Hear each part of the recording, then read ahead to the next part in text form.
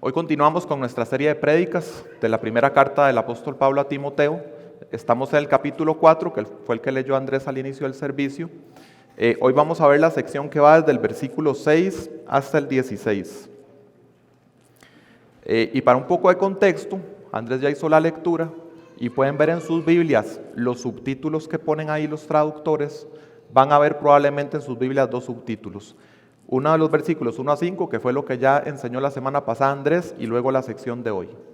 ¿Y qué nos enseñó Andrés la semana pasada? Que había unos hipócritas, mentirosos, falsos maestros que enseñan a la iglesia que la vida cristiana se trata de seguir reglas, de privarse de ciertas cosas. Entonces se mueven por prohibiciones, por mandamientos, por preceptos de hombres. Y esos maestros enseñaban eso, haciéndole pensar a la gente que seguir esos preceptos de hombres podía hacerlos más santos, más merecedores de la gracia de Dios, menos pecadores, meramente en sus propios esfuerzos. Entonces ya vimos que de eso no se trata la vida cristiana. Hoy vamos a ver de qué sí se trata. Y vimos los falsos maestros. Hoy vamos a ver, como ven en el subtítulo de sus Biblias, el buen ministro de Cristo. Y con eso en mente, vamos a leer el pasaje del 6 al 16, nuevamente, aunque lo leímos al inicio del servicio. Dice: al señalar estas cosas a los hermanos, serás un buen ministro de Cristo Jesús, nutrido con las palabras de la fe y de la buena doctrina que has seguido. Pero nada tengas que ver con las fábulas profanas propias de viejas. Más bien, disciplínate a ti mismo para la piedad, porque el ejercicio físico aprovecha poco, pero la piedad es provechosa para todo, pues tiene promesa para la vida presente y también para la futura. Palabra fiel es esta, y digna de ser aceptada por todos. Porque por esto trabajamos y nos esforzamos, porque hemos puesto nuestra esperanza en el Dios vivo, que es el Salvador de todos los hombres, especialmente de los creyentes. Esto manda y enseña. No permitas que nadie menosprecie tu juventud, sino sé ejemplo de los creyentes en palabra, conducta, amor, fe y pureza.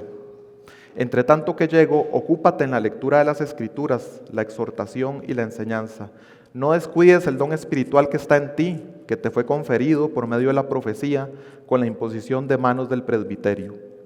Reflexiona sobre estas cosas, dedícate a ellas, para que tu aprovechamiento sea evidente a todos. Ten cuidado de ti mismo y de la enseñanza.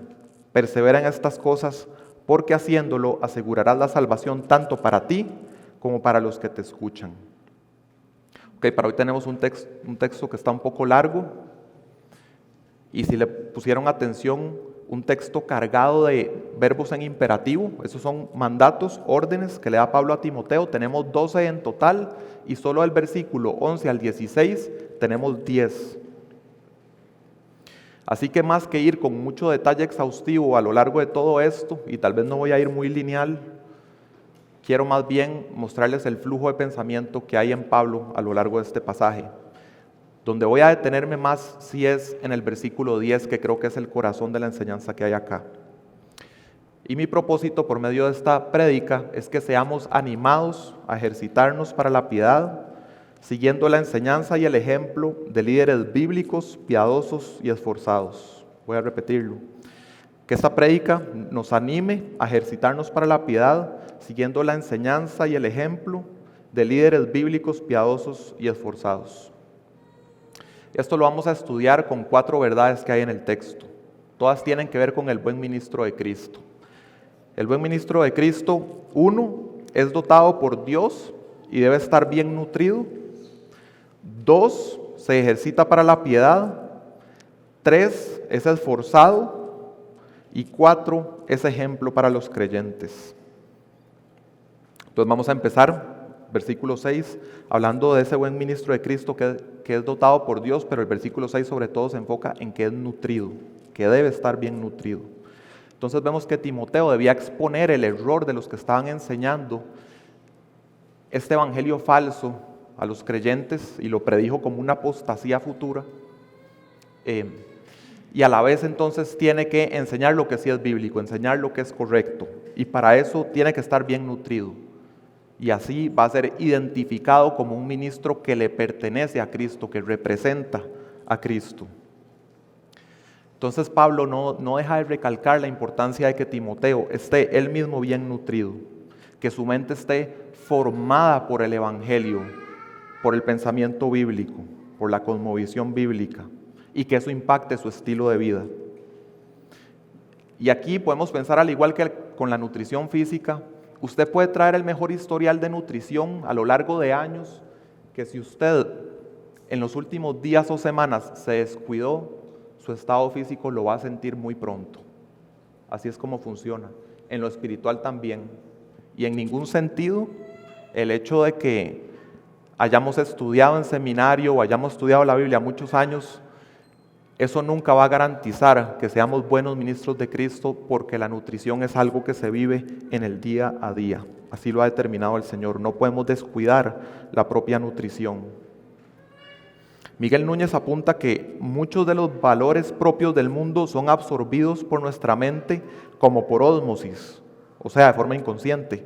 Sin embargo, los nuevos valores, la nueva manera en que pensamos y vivimos, deben ser recogidos de manera intencional.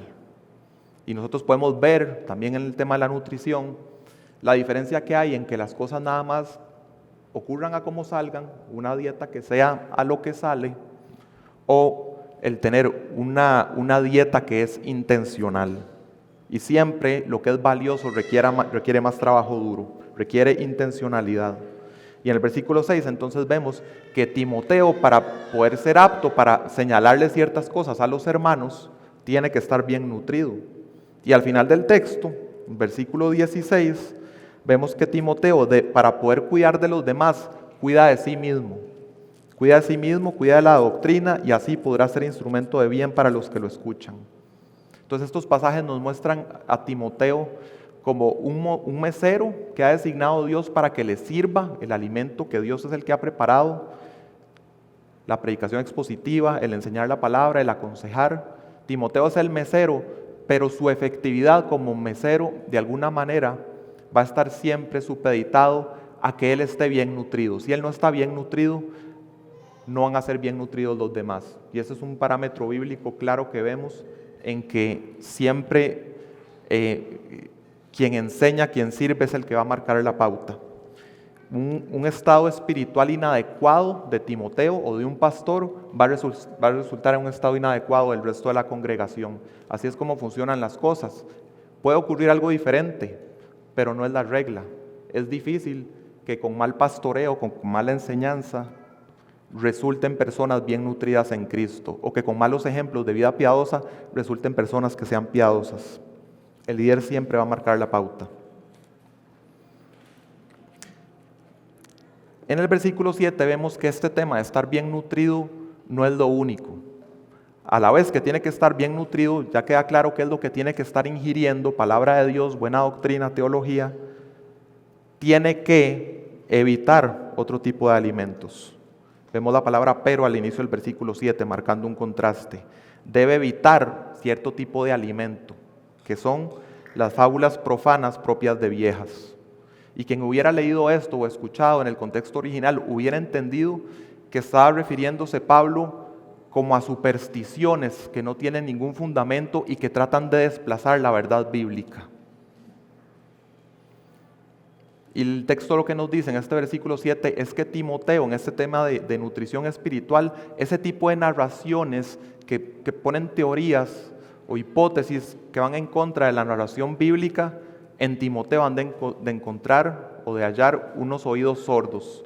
Por la naturaleza misma de Timoteo y de esas narraciones, no va a haber apetito de parte de Timoteo para querer escuchar nada de eso. No va a dedicarse a eso. Dios lo llamó a enfocarse en otra cosa. Y esto va marcando la pauta de la centralidad que tiene que tener la Biblia en la vida de Timoteo, también en lo que ocurre en la congregación. Lo vemos en el versículo 13.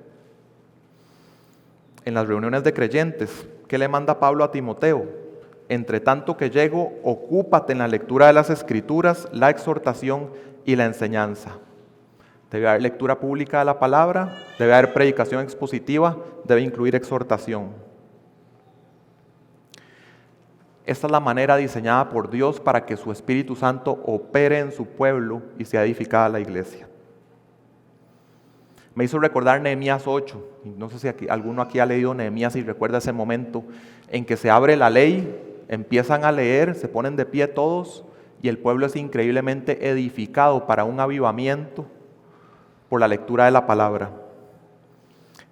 Porque se leyó la palabra y se las explicaron dándole el sentido de la manera que la pudieron comprender. Y el versículo 12 dice que salieron gozosos porque comprendieron las palabras que les habían enseñado. Los frutos espirituales en la iglesia y los avivamientos siempre van a darse de la mano con una enseñanza fiel de la palabra en el poder del Espíritu, según los parámetros de Dios. Y cuando hablamos de esto de exhortación, estamos hablando de un impulsar a las personas, a un motivarlas directamente a su lado para que lleven a cabo el plan divino, entender cuál es su posición en el plan divino y moverse de acuerdo al llamado que el Señor les haya hecho. Esto es fundamental para la sanidad de la iglesia. Entonces vemos Pablo aquí hablando en esta parte del servicio, de la reunión de los creyentes, algunos términos generales. Versículo 14 se pone un poco más específico con Timoteo y le dice: no descuides el don espiritual que está en ti, que te fue conferido por medio de la profecía con la imposición de manos del presbiterio. Entonces, Dios hace fluir su gracia, su bendición, sus recursos espirituales a la iglesia. Es un regalo, en todo sentido es un regalo, pero específicamente Pablo le está diciendo a Timoteo: usted es un regalo de Dios para la iglesia, sus dones y su oficio, para que a través de usted fluya lo que yo quiero darle a esta iglesia para bendecirla. Y tomo prestada la primera palabra del versículo 15, reflexiona. O sea, Pablo le está diciendo a Timoteo: piensa el plan de salvación que ha hecho Dios específicamente por usted y con usted. Medite en eso, mastíquelo. No lo tome a la ligera, no lo tome por poco. Entienda a qué lo ha llamado Dios, a su rol en la iglesia. Y ese regalo espiritual le fue dado a Timoteo, nos dice que le fue conferido por la imposición de manos, por la profecía, la imposición de manos del presbiterio o del consejo de ancianos de la iglesia. Entonces Timoteo, además, por este evento que ocurrió, podía tener, y Juanjo ya nos lo había enseñado en una prédica anterior, podía tener una convicción dada por Dios de que él de verdad había sido apartado a que dedicara su vida a esto. Había sido confirmado como voluntad de Dios por la iglesia.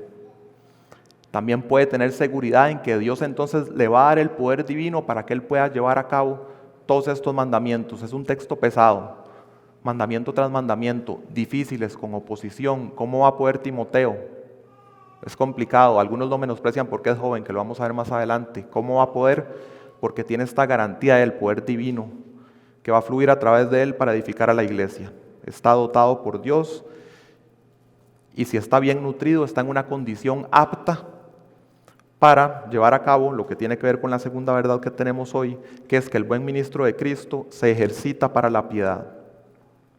Eso lo tenemos al final del versículo 7 y todo el versículo 8. Allá a la mitad del versículo 7 vemos un más bien.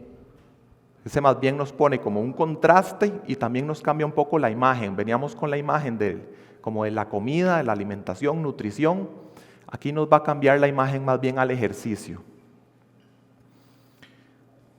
Y el mandamiento es que Timoteo debe disciplinarse, ejercitarse o entrenar para la piedad. ¿Qué es esto de la piedad? Simplemente es una vida consecuente, con expresiones de fe que nacen del corazón para vivir de acuerdo a lo que enseña el Evangelio. Eso es la piedad, vivir de una manera consecuente con el Evangelio. Y el texto nos dice que para lograr eso debe haber entrenamiento, tiene que haber disciplina, debe haber un ejercicio.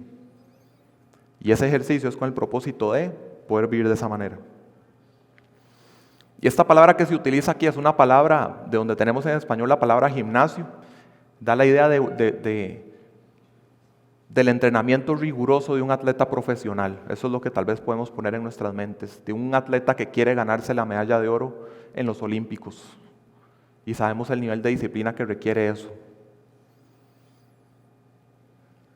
A eso estamos llamados los cristianos, a eso está llamado Timoteo y los líderes eclesiales siendo ejemplo de la congregación. Y es un entrenamiento a través del cual cada vez más va aumentando la habilidad para servir al pueblo de Dios. Crece la santidad y crece el ser instrumento de Dios para servirles. Y avanzando al versículo 8, Pablo nos da la razón por la que es prioritario esto de practicar disciplinas espirituales para la piedad.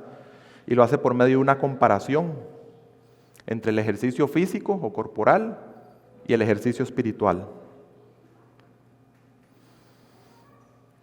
Nos dice que el ejercicio físico corporal da ciertas ganancias, ventajas, da algunos beneficios, pero que son limitados y temporales. En cambio, la comparación es que el ejercitarse para la piedad es provechoso para todo y tiene promesa para la vida presente y también para la futura o venidera.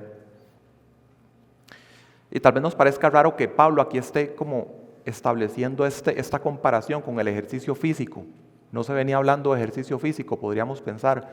En el contexto más amplio, sí. Recuerden lo que habíamos visto con Andrés la semana pasada, en el versículo 3, acerca de los falsos maestros, los de las prácticas del ascetismo, que decían que la vida cristiana se trata de privarse físicamente de algunas cosas. Y eso puede parecer que alguien que puede hacer ese tipo de cosas tiene cierta disciplina, podríamos verlo como una virtud, pero en términos espirituales eso no aporta para nada, eso no produce santidad o santificación en el creyente. Y creo que uno de los textos que más reprende este tema del ascetismo o de pensar que en las propias fuerzas, en cosas meramente físicas, crecemos o le agradamos a Dios, lo tenemos en Colosenses 2:20, del 2:20 al 3:3, les voy a leer. Si ustedes han muerto con Cristo a los principios elementales del mundo, ¿por qué, como si aún vivieran en el mundo, se someten a preceptos tales como no manipules, no gustes, no toques, según los preceptos y enseñanzas de los hombres? Tales cosas tienen a la verdad la apariencia de sabiduría en una religión humana, en la humillación de sí mismo y en el trato severo del cuerpo, pero carecen de valor alguno contra los apetitos de la carne. Si ustedes pues han resucitado con Cristo, busquen las cosas de arriba donde está Cristo sentado a la diestra de Dios. Pongan la mira en las cosas de arriba, no en las de la tierra. Esto es muy importante porque lo que estamos hablando acá, el capítulo 4, es de qué se trata la vida cristiana.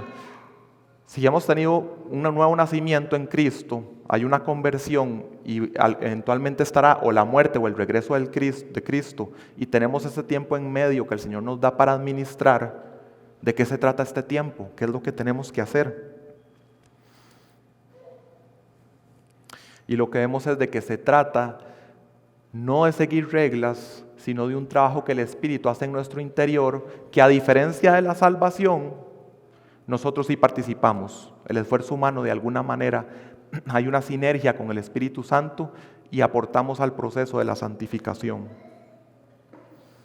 A crecer en semejanza a Cristo, a ser transformados de gloria en gloria o en la renovación de nuestra mente.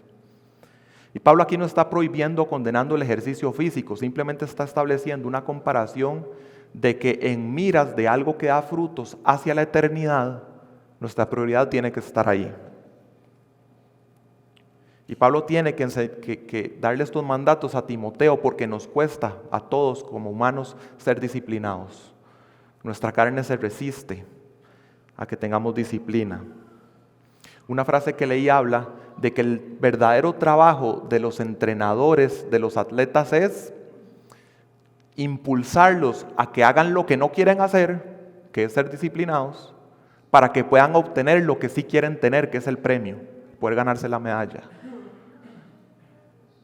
Esto es lo mismo que está haciendo Pablo aquí. Nos cuesta disciplinarnos.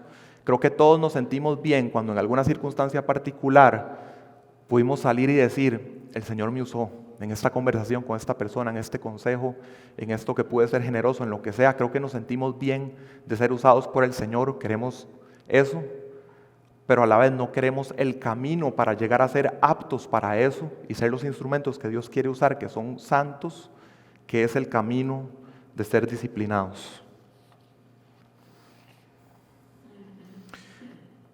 Y los pastores tenemos en primer lugar el llamado a modelar eso para la iglesia, para que ustedes sigan nuestro ejemplo. De eso trata también el texto de hoy. Es un texto sobre todo dirigido a Timoteo. Va a impactar la iglesia y tiene un mensaje útil para todos nosotros acá, pero el primero que le está hablando acá Pablo es a Timoteo, porque él es el que va a marcar la pauta para la congregación. Ha de haber líderes bíblicos, disciplinados, esforzados y que están creciendo como instrumentos santos de Dios para llevar a cabo su plan redentor. Miguel Núñez dice, la efectividad de una vida es directamente proporcional a su santidad. Dios no se complace en la falta de santidad, y si Él no es honrado de esa manera, no hará fluir su gracia y su poder a través de nosotros. Necesitamos mantener vidas santas si queremos que Dios nos use. Y preparando esta prédica, y bueno, desde antes ya conocía, les recomiendo sobre todo, si alguien quiere profundizar en esto, disciplinas espirituales, o lo que se habla acá, 2 libros. Uno es Siervos para su Gloria, de Miguel Núñez, y el segundo es el de las disciplinas espirituales, de Donald Whitney, que en la iglesia creo que ya muchos lo hemos leído. Porque creo que de primera entrada, y habiendo salido del mundo en que hay legalismo, hay ascetismo, hay ciertas cosas, y en Cristo nos empiezan a hablar de disciplinas espirituales, se nos empiezan a levantar las alertas del legalismo. Y eso no es así, y eso trata el texto de hoy. Y ahí sí, como preámbulo, para animarlos, si alguien no ha leído el libro, voy a leerles un párrafo de cada uno de los libros, para animarlos, para que profundicen. Este es de Whitney, dice: así que por un lado, reconocemos que hasta la autodisciplina más férrea por sí misma no nos hará más santos, más bien puede hacernos más parecidos a los fariseos. El crecimiento en la santidad es un regalo de Dios. Por otro lado, eso no significa que no tenemos que hacer nada para procurar la santidad o que nada más esperamos hasta que Dios decida hacernos santos. Lo que tenemos que hacer es disciplinarnos a nosotros mismos con el fin de alcanzar la piedad, ejercitando las disciplinas espirituales que Dios nos dio como el medio para recibir su gracia y crecer en la semejanza a Cristo. Miguel Núñez dice, la disciplina tiene que ver con nuestro amor por Dios y no con nuestro deseo de impresionar al hombre. Esa es la diferencia entre disciplina y legalismo. Ahí cierro la cita. Esta diferencia es importantísima, es la diferencia que Pablo está estableciendo entre la práctica de los ascéticos que enseñó Andrés y lo que está enseñando hoy. Y pudiera sonarnos muy parecido. Pablo, dándole un montón de mandamientos a Timoteo, tiene que vivir de esta manera. Usted no se ve tan diferente a los ascéticos dando órdenes de que no puedes tocar esto, no puedes casarte, no puedes alimentarte con esto. No, es diferente y se entiende comprendiendo el plan de salvación de Dios. Entonces el buen ministro de Cristo y todos los creyentes se deben ejercitar para la piedad. Entonces entrenando adquieren la capacidad de alzar más peso, igual que con el ejercicio físico. Y si en algún momento hay una labor en la iglesia que requiere cierto peso, pues tendemos a pensar que el Señor, a la persona que va a usar probablemente, porque el Señor es el que decide, es a la persona que ha crecido para poder llevar a cabo esa labor por su gracia. Eso nos lleva a la siguiente verdad, la tercera, que es que el buen ministro de Cristo es esforzado. Eso lo tenemos en los versículos del 9 al 11. Para mí aquí es donde está el corazón del mensaje. Creo que pude haber predicado todo el pasaje solamente en los versículos 9 al 11. Y me duele no poder hacerlo, pero espero aquí como poder poner lo más valioso que nos edifique acerca de las verdades asombrosas que hay acá. Este versículo 10 que les digo que es el más importante está ahí como es la carnita en un sándwich entre versículos 9 y 11. Y ahí pueden leer en el versículo 9 en que Pablo está diciendo, palabra fiel y digna de ser recibida por todos. O sea, voy a decirles algo importante, asimilen esto, medítenlo, viene algo bien importante. Y luego vemos en el versículo 11 que reitera al final y dice, esto manda y enseña. Que ese versículo 10 es importante. Al parecer es un dicho cristiano conocido. Vemos una diferencia del versículo 10 con el resto del pasaje. Es el único en que Pablo habla en plural. El resto es hablándole a Timoteo. Aquí Pablo se incluye y habla en el plural. Ese versículo nos dice, lo voy a leer nuevamente. porque por esto trabajamos y nos esforzamos, porque hemos puesto nuestra esperanza en el Dios vivo, que es el Salvador de todos los hombres, especialmente de los creyentes. Entonces, para entender bien este pasaje, lo primero es que entendamos o profundicemos un poco en qué significa trabajamos y nos esforzamos. Lo leemos en español y tenemos alguna idea, pero cuando uno va al texto original, ve que hay más elementos de fondo que ahí no quedan plasmados. Vamos con la primera, trabajamos. 2 elementos respecto a trabajamos.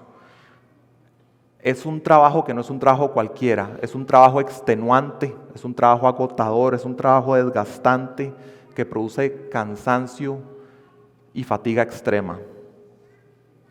El segundo elemento de trabajamos es un trabajo en el que hay oposición, dificultades, circunstancias adversas, molestias, problemas. Ese es el tipo de trabajo. Entonces, trabajamos significa eso. Ahora nos esforzamos.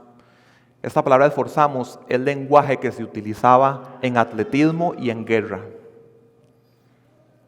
Y también resalta el elemento de que hay un contrincante, hay un adversario, hay alguien que se opone.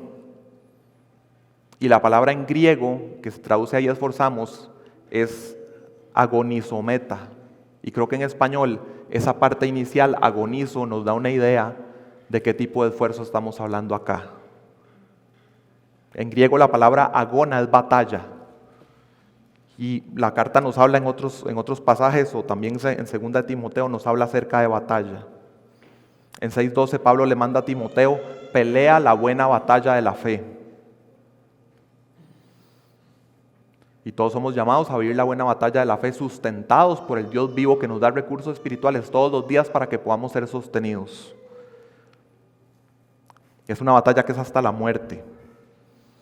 Y Pablo al final de su segunda carta, en 4:17, pudo decir, he peleado la buena batalla, he terminado la carrera, he guardado la fe. Nuevamente, lenguaje de atletismo, lenguaje de guerra. Y fue hasta la muerte. Entonces no sé si con lo poco que he dicho pueden verlo, pero vean la combinación de palabras que está usando Pablo acá. Trabajamos y nos esforzamos. Creo que con haber usado solo una de las dos ya nos hubiera dado una buena idea de que está hablando de un trabajo que es bien difícil, bien complicado, del que generalmente huimos.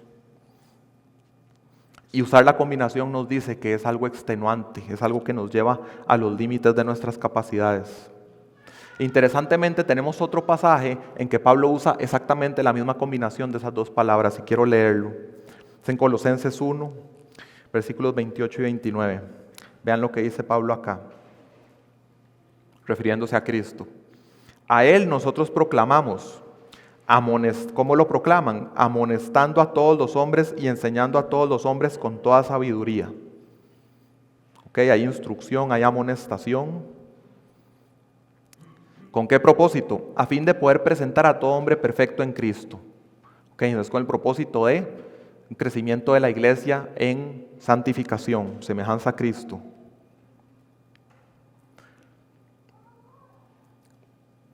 Versículo 29. Con este fin también trabajo esforzándome, ahí están las palabras, trabajo esforzándome según su poder que opera poderosamente en mí.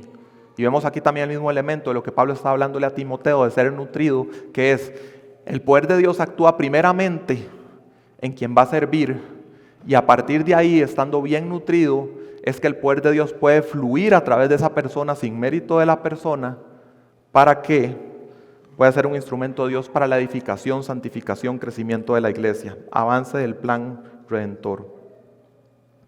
Dios apartó a Pablo como instrumento para la santificación de la iglesia, lo salvó por pura gracia, sin mérito de Pablo, lo dotó, y a partir de ahí, en el poder del Espíritu y con el esfuerzo de Pablo, él pudo ser un instrumento santo para edificación de la iglesia. Bien nutrido, siendo esforzado, siendo disciplinado, podía llevar a cabo el trabajar y esforzarse. Estaba en una condición apta para ser instrumento de Dios. Esta misma carta en 1 Timoteo nos habla en algún momento también de este mismo tipo de trabajo. La misma palabra trabajo que escribí antes, la vemos también en 1 Timoteo 5:17. Pablo dice, los ancianos que gobiernan bien sean considerados dignos de doble honor, principalmente los que trabajan, y trabajan ahí es la misma palabra, trabajan, ¿en qué trabajan? En la predicación y en la enseñanza. ¿Ok? ¿Qué entendemos?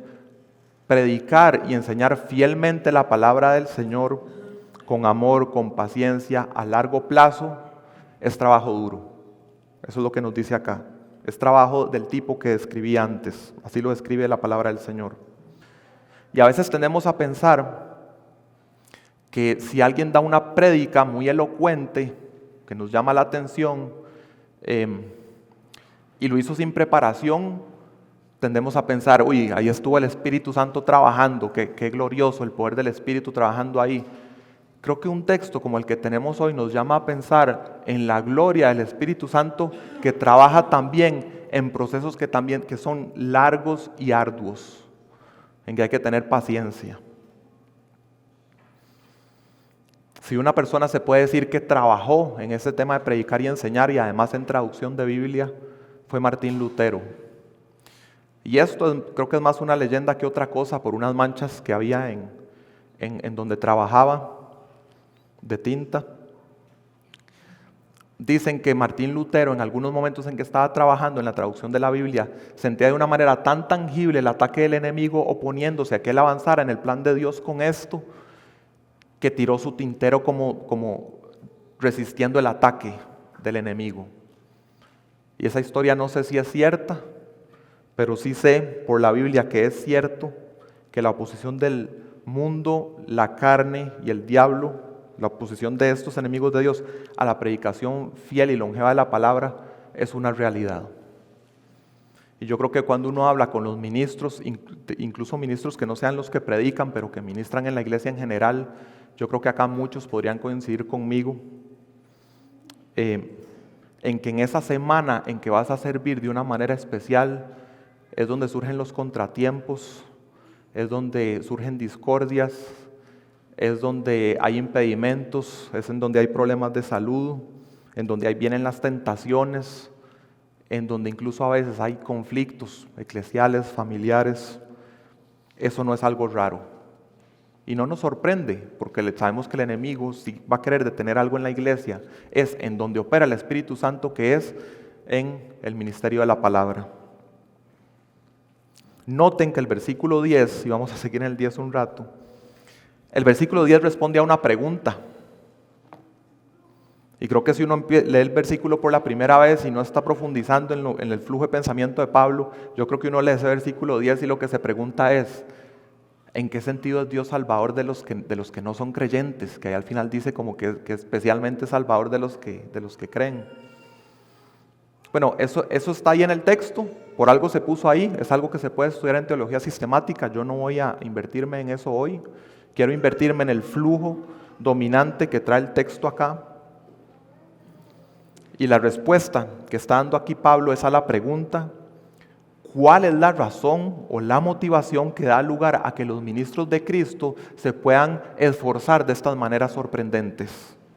¿Cuál es la motivación?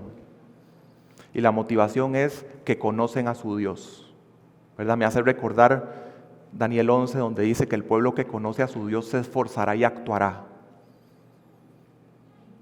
El ministro de Cristo ha conocido a Dios de manera íntima, personal. Eso lo lleva a depositar su confianza, su esperanza por completo en Él. Y de ahí entonces, de acuerdo a lo que el Señor le ha mostrado en su palabra, responde diciendo, ok, tienes mandamientos para mí, yo quiero vivir en esa dirección. Dame tu gracia porque si no, no puedo hacerlo. Quiero ser fiel a tu llamado. Sé que eres un Dios vivo, que puedes operar poderosamente en mí y entonces quiero ir a actuar conforme a lo que me llamas. Dios está llevando a cabo un plan redentor y el ministro de Cristo se va a esforzar de lleno con esa esperanza y fe para ser el instrumento que Dios use. No depende, Dios decide qué instrumento va a usar, pero el ministro fiel va a querer ser el instrumento y se va a ejercitar para poder serlo. Yo recuerdo en la época en que yo salía a correr más y tal vez yo estaba un domingo a las 7 de la mañana corriendo una media maratón, iba tal vez por el kilómetro 17, pegaba el cansancio y yo pensaba, ¿qué estoy haciendo aquí? ¿Por qué me levanté a las 5 de la mañana para venir acá? Mis amigos, mi familia están descansando. ¿Qué me impulsó a que yo quisiera estar aquí? En este momento me siento mal, esto es pesado, esto es duro. Podía pensar, por salud, bueno, más o menos. Podría correr media hora en otro momento del día y con eso estaría bien la salud, era por otra cosa. Y me quedaba algún sinsabor de la motivación que estaba teniendo para hacerlo. Era algo que me gustaba, pero examinaba las motivaciones, quedaba un sinsabor. Ahora me pasa algo diferente. Ahora a mí me pasa que en una noche, en una madrugada o un sábado en la noche, me pasó con esta prédica todavía ayer a medianoche, pues fue una semana dura en la familia por cosas externas. De estar cansado, golpea el agotamiento, no está listo, lo que tiene que estar listo, y pienso, ¿qué estoy haciendo aquí? ¿Por qué?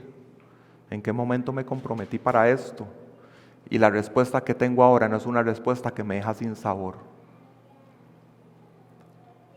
La tengo en el versículo 10 de 1 Timoteo 4 y me dice, porque sé que existe un Dios vivo en quien pongo mi esperanza, ha operado en mi vida y sé que quiere que yo sea su instrumento para servir a su pueblo y sé que en medio de mi esfuerzo, aunque sea tan imperfecto y contaminado de pecado, Él puede hacer mucho más abundantemente de lo que pido o entiendo, según su poder que actúa en mí para su gloria. Y entiendo que el crédito es para Él, pero me esfuerzo porque es a lo que Él me llama.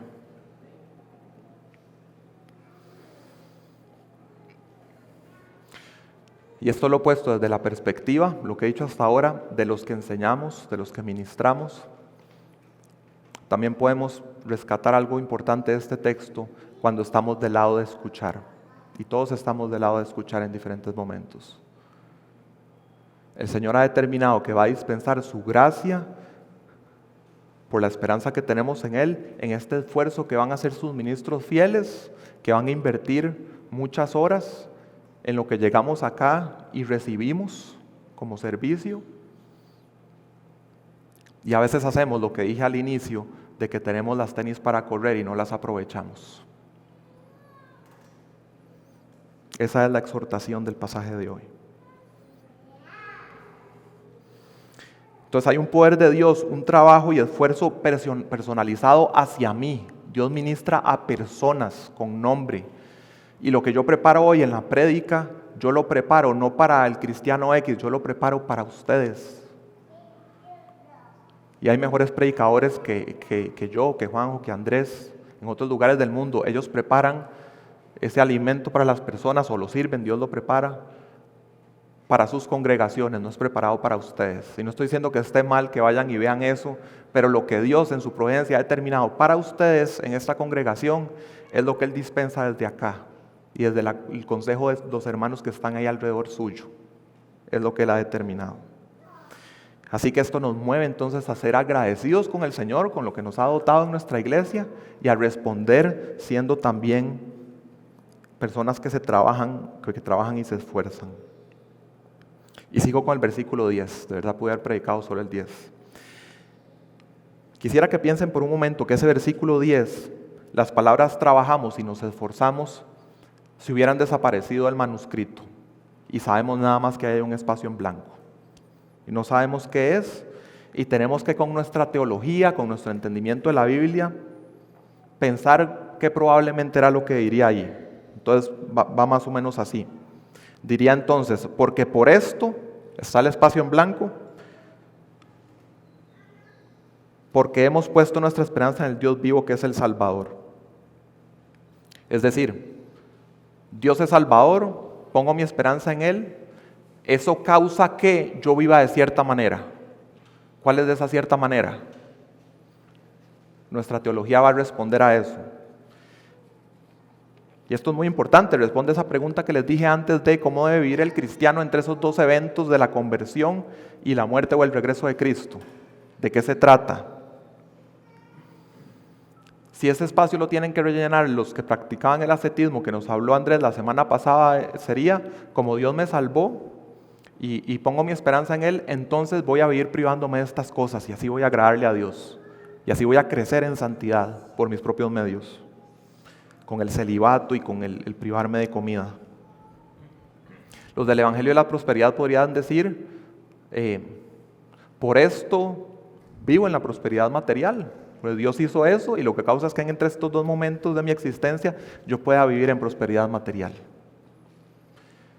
Si alguien piensa en salvación por obras, entonces pensaría que entonces por esto puedo entonces vivir en constante penitencia, pagando por mis propios pecados y esforzándome en buenas obras. Si alguien está rayando en doctrina libertina, diría, por esa salvación de Dios, por eso puedo gozarme en vivir mi vida en libertad que Cristo me compró. Eso podría poner alguien ahí. Si alguien está muy enfocado, por ejemplo, en la soberanía de Dios, pudiera decir, como Dios me salvó y pongo mi esperanza en Él, entonces por eso yo soy pasivo y espero a que ese Dios soberano actúe. Gracias al Señor que tenemos la teología correcta que nos dice que como fuimos salvos por gracia sin ningún mérito personal y nuestra esperanza está en el Señor, entonces trabajamos y nos esforzamos.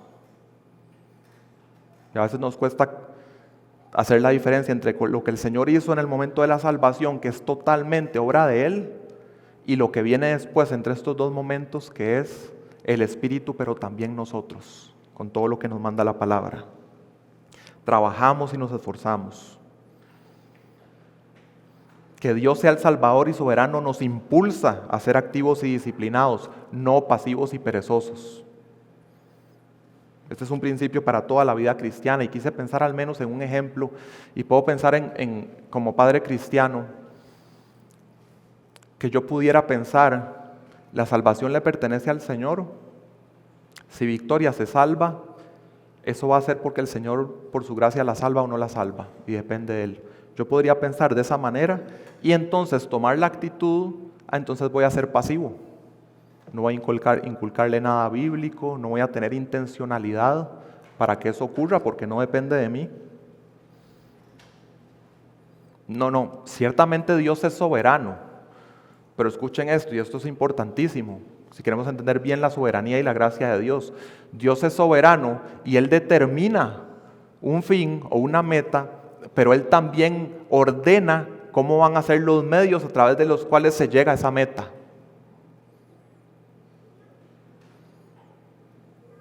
Entonces es más bíblico pensar que, como leímos en Timoteo, Dios quiere la salvación de todas las personas. En su providencia puso el alma de Victoria en un hogar cristiano, que está demostrado que es lo que, al menos estadísticamente, está más correlacionado con que una persona no llegue a apostatar. La segunda es vivir en un hogar cristiano.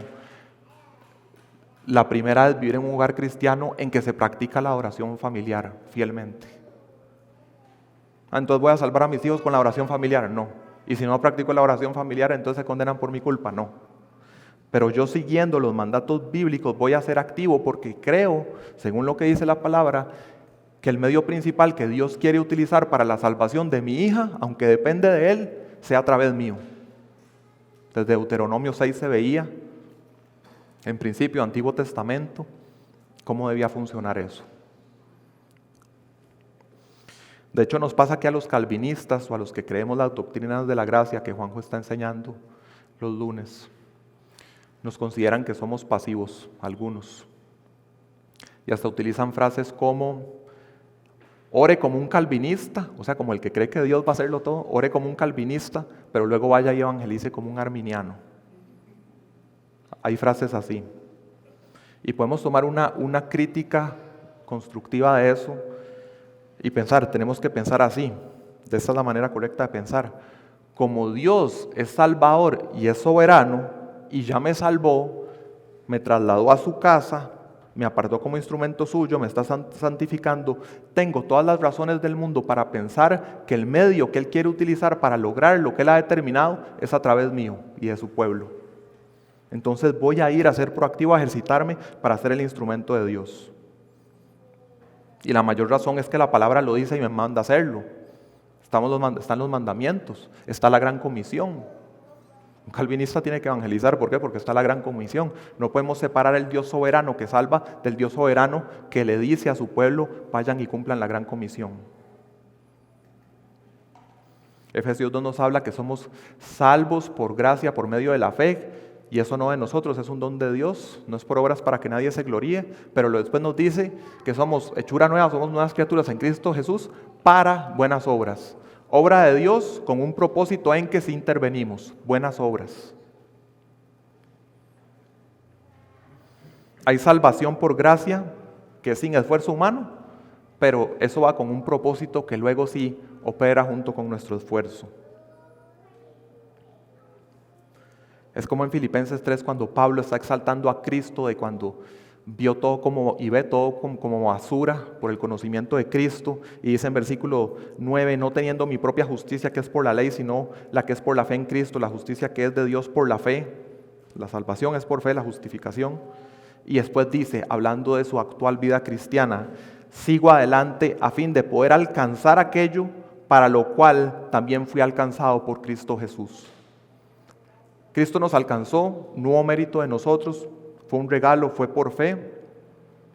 Ahora, ¿cómo se ve ese regalo? Entre los dos momentos que hemos hablado, sigue fluyendo el poder de Dios, sigue habiendo gracia, sigue habiendo fe de nuestra parte para vivir de la manera que nos está llamando a que lo hagamos. Es algo pasivo, es algo pasivo, no es algo activo. Una cosa hago, olvidando lo que queda atrás y extendiéndome a lo que está adelante, prosigo hacia la meta para obtener el premio del supremo llamamiento de Dios en Cristo Jesús. Entonces Dios nos ha dado mandamientos para que entendamos los medios en los que Él se complace para llegar a lo que Él ha determinado. Y así como les di el ejemplo de la predicación espontánea y elocuente, en que algunos ven ahí más el poder del Espíritu Santo que en una predicación de un proceso más largo y arduo de preparación, así también podemos creer que es súper glorioso la salvación del apóstol Pablo, que va en camino a perseguir cristianos y de repente Dios interviene, no un evangelista humano, Cristo mismo interviene y es rescatado Pablo, y vemos eso como algo muy glorioso. Y quizá no vemos glorioso la salvación de Timoteo, desde que le pusieron el nombre Timoteo, que significa uno que honra a Dios, y que sabemos que Loida y Eunice, su abuela y su madre, lo criaron de una manera en que lo hicieron sabio según las Escrituras para la salvación. Y cuando llegó el Evangelio, eventualmente Timoteo respondió. Proceso largo, arduo, ahí también está la gloria de Dios en la salvación, en obediencia a lo que Él había mandado y cómo debía ser esa crianza. Y así debemos actuar. Mi deseo y esfuerzo, con el ejemplo que les di de Victoria, es instruirla según los mandatos bíblicos, en la disciplina y la instrucción del Señor, en el temor del Señor. Inclusive lo de Deuteronomio 6, que algún día tus hijos te van a preguntar por qué vivimos de esta manera, celebramos esto. Es que antes vivíamos en Egipto, estábamos esclavizados y Dios nos rescató con mano fuerte. Y Victoria ya a veces pregunta ciertas cosas. Y yo puedo decirle, hacemos esto porque tu mamá y yo vivíamos en egoísmo, en maldad. Y Dios nos rescató de eso, de esa esclavitud, por lo que hizo Cristo en la cruz. Y yo no sé si irá a llegar un momento en la conversión de Victoria, que vaya a ser en una conversión como esa o en otra cosa, pero yo en fe en lo que Dios me manda hacer, que creo que este es el medio que Él quiere, voy a esforzarme y quiero que la conversión de Victoria sea a través del esfuerzo mío, por la gracia de Dios y para su gloria, sin mérito. No depende de mí y va a ser el medio que Dios quiera. Estos temas que estoy hablando pueden ser un poco peligrosos cuando empezamos a hablar de esfuerzo humano. Y por supuesto siempre es importante hacer la aclaración y dejar claro que en temas de salvación es el Señor el que determina. Nosotros no podemos producir salvación en alguien, ni siquiera podemos producir fruto espiritual en alguien que ya es creyente. Uno no puede hacer eso por otra persona, puede ministrarle en el poder del Espíritu, pero no depende de nosotros. Así que debemos dejar claro que nunca debemos esforzarnos en el sentido de pensar de que mi esfuerzo es el factor determinante para que ocurra el plan de Dios. No, queremos formar parte del plan de Dios, pero no somos el factor determinante. Si creemos el factor determinante, no estamos comprendiendo lo que estamos viendo acá sobre la soberanía de Dios, su gracia, el poder que nos mueve. No hay mérito alguno. A la vez que no hay mérito alguno, tenemos que pensar con cordura, y Timoteo es llamado a reflexionar en, ok, tengo que pensar en cordura, no depende de mí, esto no está determinado por mí, que se salve la gente en Éfeso o persevere en su fe, no depende de mí, pero a la vez Dios me apartó como pastor de esta iglesia, me dotó, Pablo me está dando estas instrucciones, todo apunta a que Dios quiere que Timoteo sea el medio a través del cual los santos de Éfeso perseveren, pero entendiendo que es por el poder y la gracia de Dios sin mérito alguno. No puede pensar mejor ejemplo que 1 Corintios 15, cuando Pablo dice: porque yo soy el más insignificante de los apóstoles, que no soy digno de ser llamado apóstol, pues perseguía a la iglesia de Dios. Pero por la gracia de Dios soy lo que soy. Y su gracia para conmigo no resultó vana. No la desaprovechó, no eran las tenis de correr que se quedaron sin usar. Su gracia para conmigo no resultó vana. Antes bien, he trabajado, misma palabra que ya entendimos qué significa, he trabajado mucho más que todos ellos. Parecería aquí, Pablo está jactándose que ha trabajado más que los demás apóstoles. Falta algo. Aunque no yo, sino la gracia de Dios en mí. Pablo está esforzándose, entiende bíblicamente y según la voluntad de Dios el esfuerzo humano dentro de su plan, sabe que no depende de él, sabe que él no es el factor determinante, pero él delante del glorioso evangelio y delante de su glorioso Señor que ha conocido íntimamente dice: quiero participar de su plan, de lo que él está haciendo, quiero padecer lo mismo que él padeció, quiero estar de lleno, no quiero perderme ni un minuto de lo que el Señor está haciendo para edificar la iglesia. Así que se esforzó, peleó la buena batalla hasta el final y se gozaba de saber que iba delante del Señor a recibir un galardón, entendiendo que todo esto es conforme a la gracia. Entonces, un entendimiento pobre de la soberanía y la gracia de Dios va a producir cristianos que son indisciplinados y no aprovechan los recursos que tenemos en Cristo. Un entendimiento bíblico de la soberanía y la gracia de Dios y la esperanza que ponemos en Él produce cristianos que se ejercitan para la piedad y quieren estar listos para lo que el Señor les ponga por delante para servir, para ser siervos de Cristo gozosos y fieles. Y volvamos un momento al versículo 16. La preservación de los santos en Éfeso no depende de Timoteo, porque leemos ese versículo y entendemos, o sea, pareciera que el asegurar la salvación de Timoteo y de los cristianos de Éfeso depende de que Timoteo persevere. Uno lee eso y eso es lo que parece, pero no, vamos entendiendo todo lo que he dicho y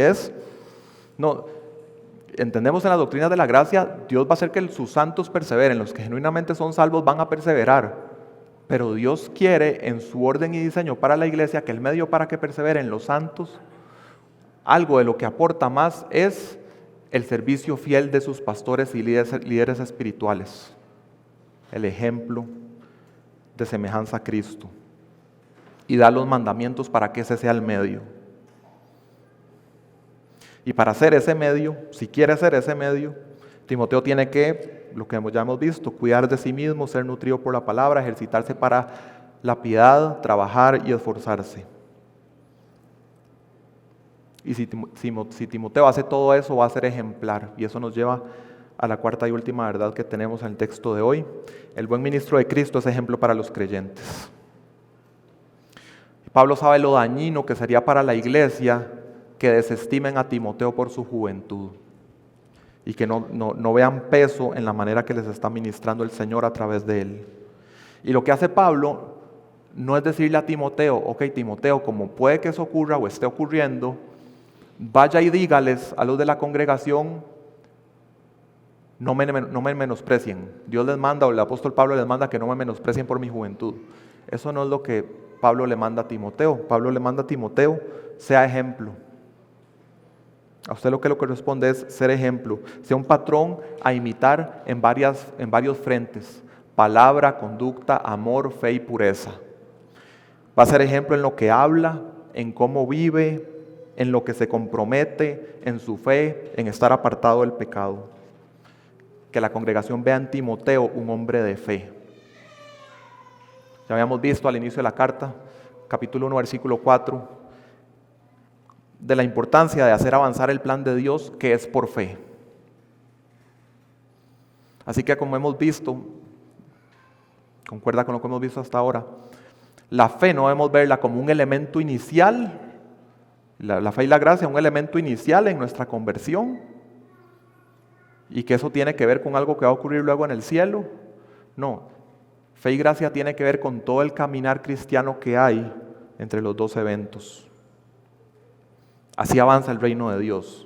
Lo único que no podemos hacer es expiar por los pecados de las personas. Eso solo lo puede hacer Cristo y ya lo hizo. Nosotros nos esforzamos por lo demás. Así que debemos de dejar la mentalidad de pensar sobre la salvación solamente en términos de un evento pasado en la conversión y una promesa futura delante del Señor. No, ahora mismo estamos viviendo el reino de Dios. ¿Y cómo lo hacemos? Ocupándonos de nuestra salvación con temor y temblor, por gracia y por fe, disciplinándonos para la piedad, trabajando y esforzándonos. Timoteo debe liderar con el ejemplo. Y en el mundo ahorita se habla mucho de liderazgo, así que me pareció pertinente que veamos una definición bíblica de liderazgo, y la tomo de Miguel Núñez. Dice: liderazgo es la habilidad que tiene una persona que ha sido escogida y preparada por Dios para estimular a otros a que imiten su ejemplo, hasta llegar incluso a pagar el precio que sea necesario para alcanzar la meta que Dios haya trazado. Está el plan redentor de Dios, cada uno de nosotros somos como piezas vivas aportando ahí. El Señor ha determinado liderazgo dentro de la iglesia. Ha determinado, como dice en versículo 15, que esa vida de los líderes sea ejemplar, evidente a todos en la iglesia. Que sea claro que los ministros de Cristo están siendo perseverantes. Cuando habla de ese avance o ese aprovechamiento que es evidente a todos, habla como de un avanzar, pero no es como un avanzar en la palabra original, no habla como de un avanzar como en un campo de golf ahí bien podado. Habla como un avanzar en que uno va en medio de un charral o de un matorral abriéndose paso, pero avanzando porque va para el objetivo. Y por la gracia de Dios queremos los pastores de la iglesia ser ese ejemplo para ustedes, para que pongamos pongamos nuestra mirada en las cosas de arriba y no las de la tierra, que es en las que frecuentemente ponemos nuestros mayores esfuerzos. Queremos ser ese ejemplo en medio de las dificultades, en medio de nuestras imperfecciones, en medio de nuestro propio pecado, en medio de nuestras equivocaciones, de tener que confesar, de tener que pedir perdón, pero que cuando se ve el panorama amplio, se ven ministros de Cristo que están progresando. Para darles ejemplo a ustedes. Oren por nosotros también. Ese es el ejemplo que queremos ser. Y de nuevo, como les dije al inicio, mi propósito es que por medio de esta prédica seamos animados para ejercitarnos para la piedad, siguiendo la enseñanza y el ejemplo de líderes bíblicos piadosos y esforzados.